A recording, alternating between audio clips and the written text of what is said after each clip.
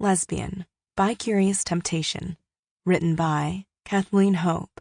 Narrated by Rebecca Wolfe. Chapter 1. The Coach's Woman. Did you hear that a new coach was coming to visit?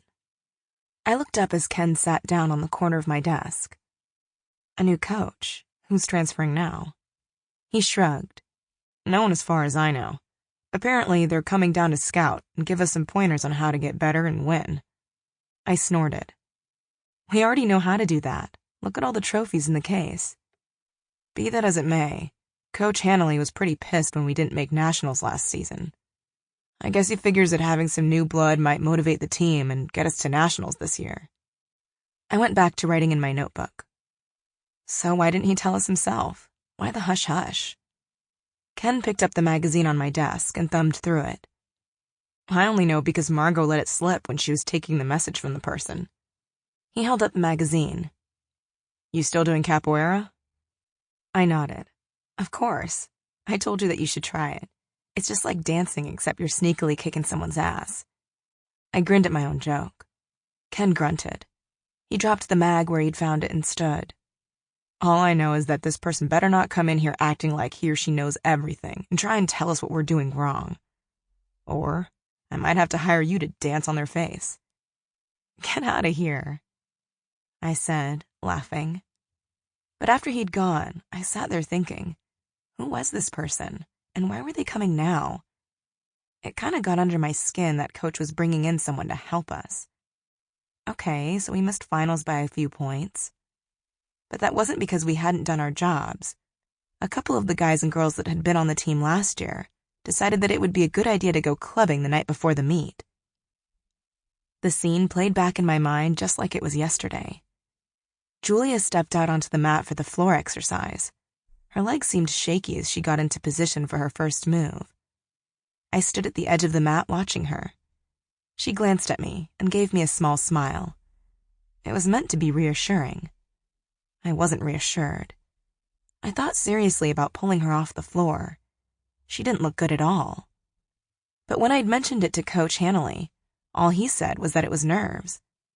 I argued that Julia was probably the coolest competitor I'd ever seen, except for me.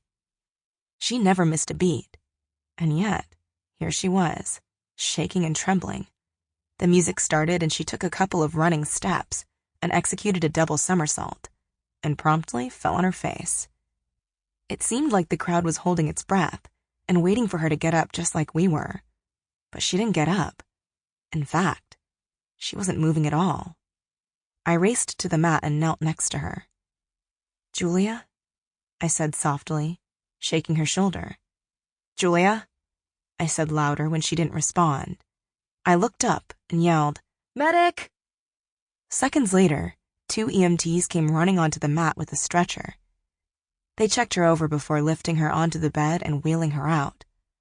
I asked the remaining team members if they knew she hadn't been feeling well, or did something happen? It was then that Heather tearfully told me that she, Julia, and a couple of the male gymnasts had gone to the club the night before, and had been drinking instead of being in their rooms and getting some sleep like they were supposed to. Such irresponsibility pissed me off so much at that moment that I excused the remaining offenders to the locker room. Unfortunately, that left us short 3 people, and we fell behind in points. Coach Hanley had been irate with me and the team because we lost, but he did agree that this behavior wouldn't be tolerated. And yet, he was still upset that we didn't get our nationals bid.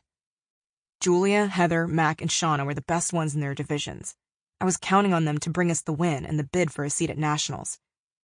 I was hoping to retire with a win and a title, but I guess you ruined that. I stared at him incredulously. Are you kidding me? I asked him. We couldn't have them on the floor messing up, especially since Heather was so hungover that she couldn't even lift herself onto the balance beam, much less do her routine. And Julia had to have her stomach pumped. Coach glared at me. That could have waited until after the meet. Now the press is going to leak that we had drunk members participating in the meet. But if we'd allowed them to compete, Coach, and we won or someone got hurt, they would leak to the press as well, Ken interjected. Then we'd be under investigation for allowing inebriated members to compete. We could be suspended from all competitions. So which would you rather deal with? Sample complete. Ready to continue?